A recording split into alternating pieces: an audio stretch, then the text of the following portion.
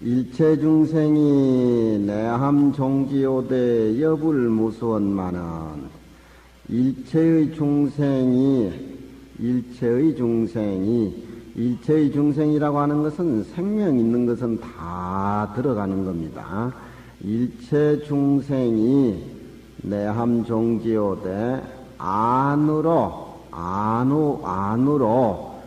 부처님 종자의 지혜를 포함하되, 왜 종자는 씨앗 종자니까 무슨 씨앗이냐?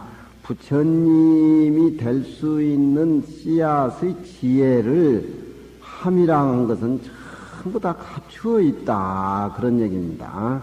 그러니까 이 종이라고 하는 것은 불종의 지혜, 부처님 종자의 지혜를 다 갖추어 있으되, 갖추어 가지고 여불 무수원만은 부처님과 더불어 조금도 다름이 없건만은, 어쩌든지 불교를 믿는 그날부터 내 생명이라고 하는 것은 부처님의 깨달은 그 진리하고 둘이 아니라고 하는 것을 꼭 강조를 해가지고서 그렇게 보지, 중생과 부처가 둘이고 부처님은 높은 데 계시고 나는 밑에서 복을 비는 하나의 어떤 그런 의미로 생각을 해서는 그날부터 불교 잘 못 믿는 겁니다. 어쨌든지 절에 발 디뎌놓은 그날부터 부처님은 깨달으신 분이고 나는 미한 중생이지만서도 나는 부처님하고 살림살이가 다르지만 원래 씨앗이라든가 종지가 똑같다라고 하는 거, 이걸 철저하게 인식을 해가지고 안이비설신에 부리지 말고 눈앞에 나타나는 색성향 미처법 경계대상에 꺼달리지 않는 그런 살림을 계속 닦아 나가는 것이 부처님의 참된 믿는 의라고 하겠습니다. 인도에 지금 미얀마 가서 그 선방에 가 있는 곽준 처사가 그 편지 내용에 수타원과를 받고 있다, 그런 얘기를 그 편지에 왔는데, 이 금강경에서 수타원과는 사과 중에 제일 처음에 해당되는 그런 그 성인의 길을 밟는 그런 관데, 이 수타원을 번역을 해보면은 뜻이 영유로 나와요. 영유. 이 영유라고 하는 것이 우리는 안이비설신의 또 색성향 미촉법, 우리가 육군을 통해서 색성향 미촉법 대상에 꺼달린 삶을 여태까지 살아왔지만, 이 각준처사가 처음 들어가서 밟는 과정이 수타원 과정인데, 수타원이 범어지만 한문으로 번역하자면 영유라는 뜻이 나와요. 흐름을 거슬린다. 그러니까 안이비설신이의 우리 육군이 색성향 미촉법 대상에 상대해가지고 이끌려 다니는 내 생명을 원래 부처님하고 나하고 불정자가 둘이 아니라는 철저한 인식을 통해 가지고서 내 안이비설신이가 색성향 미촉 경계 대상에 꺼달리지 않는 부처님하고 똑같은 그런 그 진리 원만한 차원을 관하면서 이 생사의 흐름을 거슬려서 올라가는 공부입니다. 그것이 처음 들어가는 성인의 공부라 그래가지고, 미얀마에서는 옛날 불교 부처님이 처음 성도하셔가지고 사성제 설법을 하셨을 적에 그때부터 법문이 시작되는 암경의 원초적인 수행 과정인데, 수타원이라고 하는 것이 번역을 해보면 영유입니다. 앞에는 이제 수타원, 사타함, 아나함, 아라함 가해가지고 사과를 얻으면 아라한이 되는데, 부처님의 상수제자 아라한이 되는데, 지금 각준처사가 미얀마에 가서 참선방에 가지고서 그동안 내 육신의 안이비설신의 그 색성향 미촉법 경계대상에 흐르는 것을 싹 바꿔가지고 영유를 시켜서 올라가고, 내 원래 부모가 놔주기 이전에 본래 면목에 들어가는 공부를 관하고 있는 과정이 수타원 과정입니다. 우리는 항상 안이비설신의 육군에 의해 가지고 밖에 세상하고 같이 꼼짝달싹 못하게 업이 계류돼 가지고 눈만 뜨고 꿈속에라도 그와 같이 그 연결이 돼 가지고 꼼짝달싹 못하지만 지금 각춘처사 하는 공부가 영육 공부를 하고 있어요. 지금 수타원 과정을 받고 있는다라고 그렇게 합디다. 일체 중생이 안으로 불종의 지혜가 포함해가지고서 한 머금어가지고서 여불 무수원만은 부처님과 더불어 다름이 없건만은, 그러니까 무슨 우리 문장상으로 하모 스님이 이렇게 얘기를 하지만 무슨 부처님 세계하고 내 세계하고 뭐 따로 분리되어 있었는데 지금 새삼스리 이 얘기를 해서 똑같이 된다는 의미가 아니에요. 원래 이것은 딱에서 분리할 수가 없는 진리입니다. 단임이도로 만개 아이나야 다못. 우리는 안이비설신의 지금 금강에서 아상인상 중생상 얘기를 하는데 그 나라는 아상에 집착해 가지고 미에 거꾸로 져서 망령 때의 나라는 존재를 내세워 가지고 사람이라는 밖에 대해 사항을 헤아려서 뭐 그 카테고리 벗어나면은 중생의 살림살이는 시체니까 아무것도 없는 그것에 얽매여 가지고 우리는 그게 꼼짝달싹 못하는 거예요.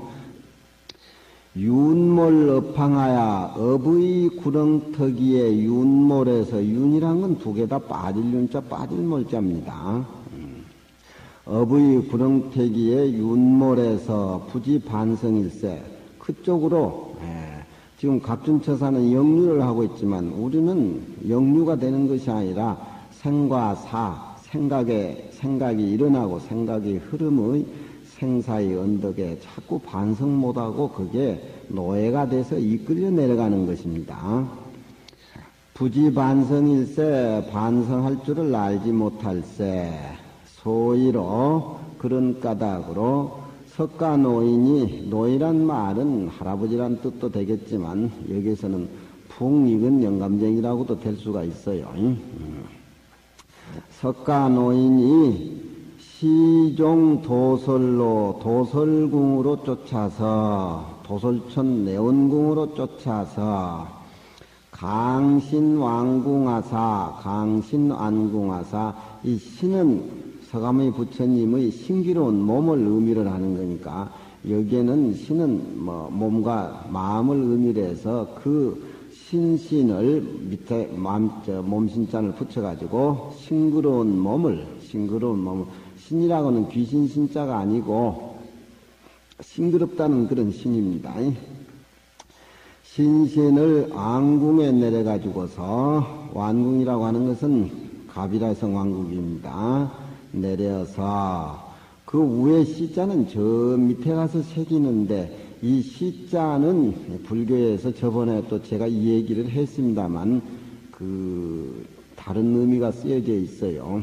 이 열어는 중생의 대열에 들지 않아도 다 오도의 경계에 계시지만서도 굳이 중생을 구제하기 위해서 저 도솔촌에서 인간 세상에 내려와가지고 중생과 똑같이 한 무리 속에 계시면서 모든 깨닫는 세계를 일러주시는 연극배우 노릇을 하신다라고 해가지고 이 시자를 보일 시자의 뜻이 않고 시연하셨다. 그러니까 한 사람을 제도하기 위해서 부처님이나 관세음보살이 그 사람의 원력을 들어주기 위해서 세상에 시연하시는 것과 마찬가지로 이 시자는 보인다는 시자가 아니고 시연 시자입니다. 신신을 왕궁에 내려가지고 마야분의 태에 들어가서 월만 출태에 똑같은 과정을 밟은 것입니다. 달이 차가지고서 태에 나오매 10달이면 사람이 나오는가요? 달이 차가지고 태에 나오매 주행 7보 하시고 두루 사방으로 7보를 걸으시고 연꽃이 받쳐줬다 그러죠. 자고 사방하시고 스스로 사방을 돌아보시고 하늘을 가리키고 땅을 가리켜서 사자휴를 지으시되 사자의 소리로 목소리를 크게 지르시되 사자는 백수의 왕이라 그래가지고 소리를 지르면은 적은 짐승들이 골이 터진다는 쪽으로 부처님이 한번 사자위를 바라면은 중생이 마음속에 어떤 업의 뿌리가 흔들린다. 그래서 사자는 백수의 왕이지만 부처님은 중생의 왕이기 때문에 중생의 업의 뿌리를 뇌성을 치고 흔들어 놓는다. 그래서 부처님의 말씀을 사자후로 그렇게 비유를 합니다. 사자위를 지휘사대 천상천하의 유아 독존이라 하시고 오직 내가 홀로 높다라고 위에 시자를 거기서 새깁니다. 오직 내가 홀로 높다라고 보이시고 위에 시자가 시연한다는 시자 동사가 거기에 떨어집니다. 천상천하의 유아독존이란 말은 굉장히 많이 들어서 아시겠지만 천상천하의 유아독존이란 말은 밑에 아자는 꼭 자기 자신을 의미하는 것이 아니고 생명이 있는 모두 일체 중생, 그러니까 거기에는 다 부처님도 포함이 되겠죠. 거기에 진화, 참진자 나자 진화, 그러니까 하늘 위에나 땅 아래에 오직 이 진화가 위에 일체 중생하고 맞물리는 소리입니다. 일체 중생의 생명들이 천상천하에 오직 그 진화가 홀로 높다. 사실 부처님이 세상에 나오셔가지고서 어린 나이에 참 사방으로 칠보를 걸으시고 또 하늘 손가락으로 땅을 가리키시고 하늘을 가리키시고 사자위를 재가지고 천상천하의 유아독존이란 말은 이 말씀을 하시기 위해서 세상에 나오신 것이다. 그렇게 모두 염송들은 얘기를 하고 있습니다. 요 뒤에 가면은 금강경에는 무등무설이라 부처님을 모습으로 보지 말아라. 부처님을 모습으로 보지 말아라. 부처님을 모습으로 보지 아니할 적에 참으로 부처님을 보는 것이다. 사국에 그렇게 나오고 있습니다. 사국에 그렇게 나오고 있는데, 그러면은 부처님을 모습으로 보지 말라고 하니까 부처님이 세상에 나와가지고 성도를 해서 도를 깨닫고 49년 동안 중생을 위해서 설법하신 건 그건 뭡니까? 귀신이 나와서 했다는 겁니까? 이런 질문을 그 복선이 깔려있는 내용들이 많습니다. 그래서 부처님은 나는 보리를 깨달은 적도 없고 49년 동안 설법한 적도 없다. 누구를 상대로 해서 누구를 대상해서 설법을 했느냐? 보리를 얻었다라고 하고 설법을 했다라고 하면은 그것마저 하나의 집착의 사항이다. 나는 그런 어떤 보리를 깨달았고 49년 동안 설법했다는 그 소리 한 번 해본 적이 없다. 그렇게 부처님은 무서운 소리로 꼬리를 감춥니다. 요즘 스님들이 나는 뭘 깨달았다, 뭘 보았다, 뭐 했다라고 하는 것은 그건 자기 욕심의 집착이지 진리하고는 아무 상관이 없는 겁니다.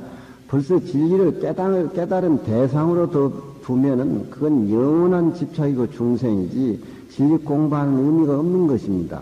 그래서 이 금강경에 보면은 무등무설이라 나는 한 번도 깨달은 역사가 없었고 또 설법을 하지 않았다. 또 그런 얘기를 맥락을 같이 이어가지고 당나라 때 운문스님은 이 부처님이 세상에 나왔을 적에 천상천하 유아독존이라는 말을 거기에 꼬투리를 잡아가지고 자기가 그렇게 천기무설 안 해도 그 진리는 엄연히 존재하는 것인데 괜히 어수선하게 세상 나와가지고 평지풍파 일으키는 소리를 했다. 만약에 그 당시에 내가 있었으면은 방맹으로 펴서 죽여가지고 개를 줬을 것이다. 이런 엄청스러운 소리를 했습니다. 그러니까 내가 깨달았다, 내가 얻었다, 뭘 보았다 하는 것은 엄청스러운 자기 집착이고 엄청스러운 자기 상처에 빠지는 것이고 자기 마음의 세계하고 부처님의 세계는 점점 거리가 멀어지는 소리입니다. 금강경을 열심히 외우고 안으로 반조하고 금강경 내용을 실천을 하게 된다라고 하면은 자기도 모르는 사이에 수행이 돼가지고 사람의 냄새가 풍겨요. 봄이 오면은 새가 울고 봄이 오면은 청황적배 꽃이 핍니다.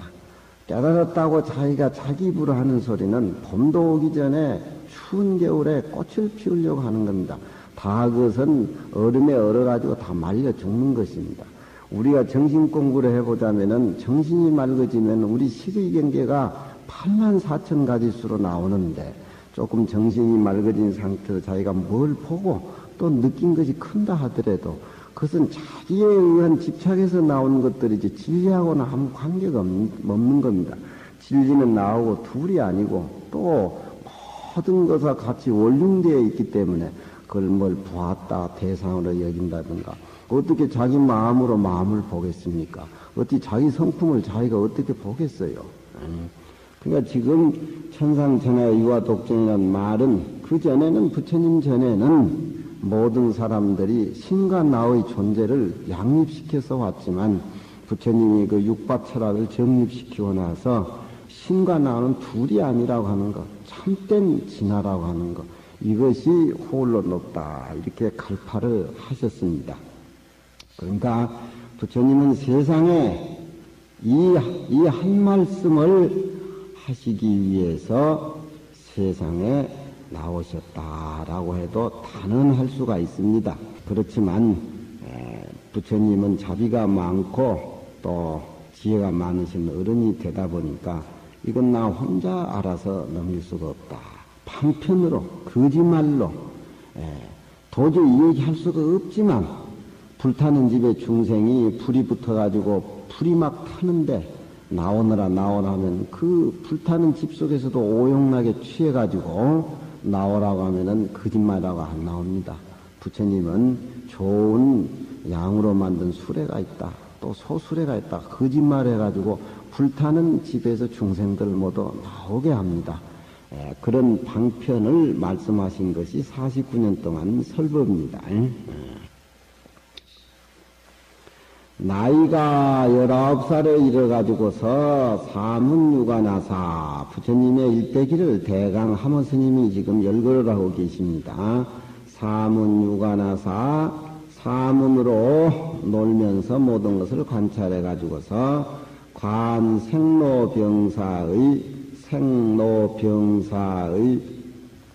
사상이 서로 핍박함을 보시고 사람이 태어나면은 생주리멸 태어나가지고 머물렀다가 자꾸 변합니다. 이는 변한다는 것이고 나중에 가서는 없어지는 겁니다. 생주리멸. 이 범주를 벗어날 수가 없어요. 또 이 우주가 생긴 것도 처음은 생겨가지고 잠시 머물러 있지만 처음은 무너져가지고 전부 허공으로 공으로 돌아가 버립니다. 그러니까 우리 눈 앞에 보이는 이 우주 자체도 그렇고 우리 몸뚱이 사제도 역시 이 사상의 카테고리를 벗어날 수가 없습니다.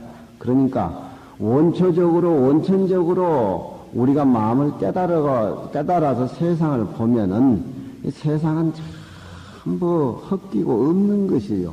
그러니까 반야심경에도 아침 저녁으로 색식지공 공적시세 반야심경을 그렇게 애우는데도 우리는 이 답이 없고 허물어지고 아무것도 없는 허소바에 집착해가지고 꼼짝을 못하는 이유를 알 수가 없습니다. 보통 사람하고 틀리시기 때문에 이런 사상이 시시각각이 가만히 있지를 않고 내 몸뚱이와 우주를 쪼여드는 상핍이란 건 쪼여든다 이 말이죠. 막 쪼여드는 사상이 서로 막 쪼여드는 그런 그 핍박함을 관찰하시고 이래가지고는 안 되겠다 싶어서 자야는 자정이니까 12시겠죠. 자야에 유성 출가하사 부처님은 마누라가 설이라는 분들도 있고 부처님 머리는 꼽살 머리에서 풀에보이라는 소리도 있고 그랬었는데 하여튼 기질상으로 사물을 보는 그 관조의 힘이 보통 사람보다 더 넘었는가 봐요. 자야의 12시에 유성 출가사 성을 넘어서 가비라성을 넘어가지고 입설산하야 설산에 들어가서 요즘 태국이라든가 어디 많이 가본데 나도 설산에 가보고 싶어요. 설산에 들어가지고 6년 고행하다가 6년 동안 고행하다가 나벌 8일은 2월 8일입니다. 부처님을 이제 그 나벌을 삼나벌이라 그러는데 부처님이 세상에 태어나신 날짜를 나벌이라 그러고 또 성도하신 날을 나벌이라 그러고 또 열반하신 날을 나벌이라 그럽니다. 그래서 나벌 8일이라고 하는 것은 성도 달이겠죠. 2월 8일. 나벌 8일에 견명성 오도하시고 새벽 반짝거리는 별을 보고 도를 깨달으시고 명성을 보고 도를 깨달았다. 별을 보고 도를 깨달으신 것이 아니라 새벽 별을 보고 계기가 돼서 그때 도를 깨달으셨다. 그런 얘기입니다. 쌍제사 금당 선방에 가면은 저기 주령 글씨입니다. 염송의 치봉스님이라고 저 풀지자 봉돌부자 치봉스님의 개성인데 부처님의 나벌 8일 견성했다는 그 대목에 저렇게 저글을 그렇게 지었어요. 문제가 많이 되는 시입니다.